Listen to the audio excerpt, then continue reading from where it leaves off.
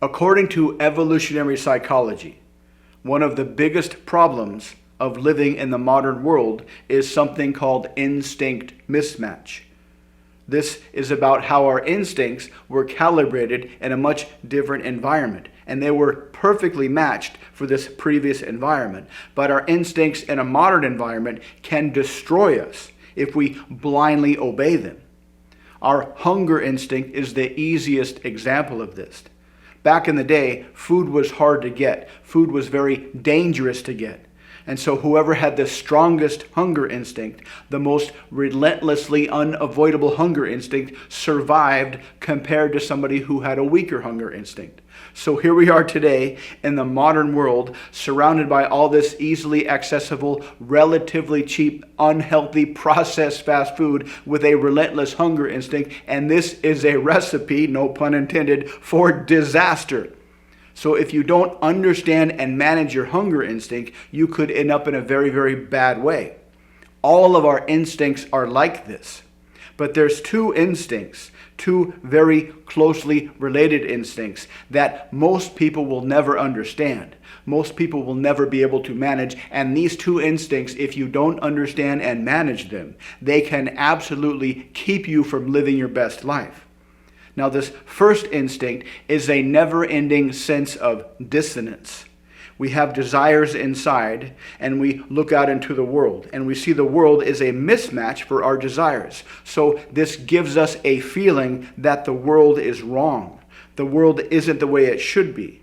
Now, in the past, when we always had to be on top of things, always getting our needs met, this compelled us to continue to operate on the world, to try to change the world into what we wanted it to be.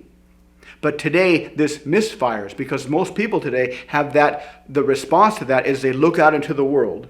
They have their desires inside, and they have the way the world is, and they see there's a problem. But the response is not to get out and operate on the world. The response is to wait for somebody else to come and fix things. This leads to a lot of problems with political leaders, religious leaders, self-help gurus who come in and promise to fix things. Now, a corollary to this instinct is the idea that we can one day, if we find the right thing, whatever that thing is, we can end this dissonance forever, and we can live happily ever after. Imagine two tribes of ancient hunter-gatherers. They were both chasing a woolly mammoth. And this tribe, they had a realistic view of what would happen. They knew they would catch it, they knew they would eat it, and they knew that it would eventually go away, and they would have to go and hunt a new one. They would get back to work. Whereas this tribe had an unrealistic belief, an irrational belief, a fantasy belief. For whatever reason, they had this belief that this next woolly mammoth was going to be the woolly mammoth. And once they caught this next woolly mammoth, they would just feast forever. And they would have that dissonance problem solved forever. And they would live happily ever after. Yes, this is an absolutely artificial belief. An absolutely false belief. But this false belief would compel this tribe to be a little bit more motivated than this tribe. They would take a little bit more risks than this tribe. They would be more intense on getting that woolly mammoth because it was so much more valuable in their mind according to that fantasy belief. And so this tribe would tend to outpopulate this tribe. And this is who we descended from. So not only do we have this never-ending sense of dissonance, but we have this false belief that this dissonance, this mismatch between our desires and the world can somehow be cured for good. But that's just as unlikely as thinking that if you eat that one magic meal, you'll never be hungry again. This dissonance will always be there.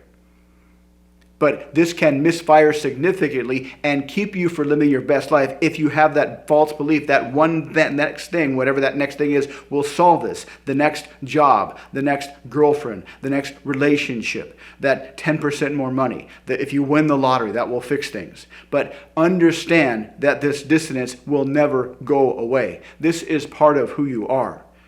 Wherever you are 10 years from now, 20 years from now, no matter how much successful you are then than you are now, you will still have this mismatch between your desires and the world. This will always be a moving target. It will never go away. The next great thing is a scam put there by evolution to keep us motivated, but it's misfiring today in the modern world. Most people have this dissonance response. They look out into the world, they think the world's broken, somebody should fix the world, and that means if some politician can come in, some religious leader can come in, some self-help guru selling bullshit self-help books can come in and say, do this thing and I will fix you forever. I will cause you to have a permanent feeling of happiness. You can finally achieve happiness. That is a con. That is impossible. So how do you respond to this? Understand that you will always have this feeling of dissonance. Always understand that you will always feel a mismatch between your desires and the world, and understand that it is your responsibility to turn that mismatch into your action, your proactive action to get out into the world, to operate on the world, and change the world to make it easier for you to get your desires. And your desires will always be there. You will always have the next thing you want to get, but try to reduce the tendency to think that the next thing is going to solve everything. Once you get the next thing, there'll be another next thing, and then another next thing, and that will be never ending for the rest of your life.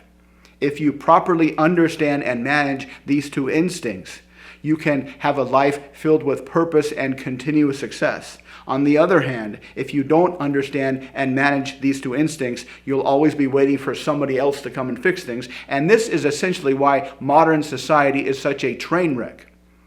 Everybody has this belief that the world is broken, but everybody has this belief that somebody else can come and fix things. So everybody is waiting for somebody else to come and fix things. There's nobody to come and fix things. To make it even worse, everybody has a slightly different idea of what the world should be. But it's up to you individually to take your own personal version of what the world should be and get out in the world and operate on the world to change the world into what you think the world should be. That can lead you to a life of purpose and magnificent success. So understand this instinct. Appreciate this instinct.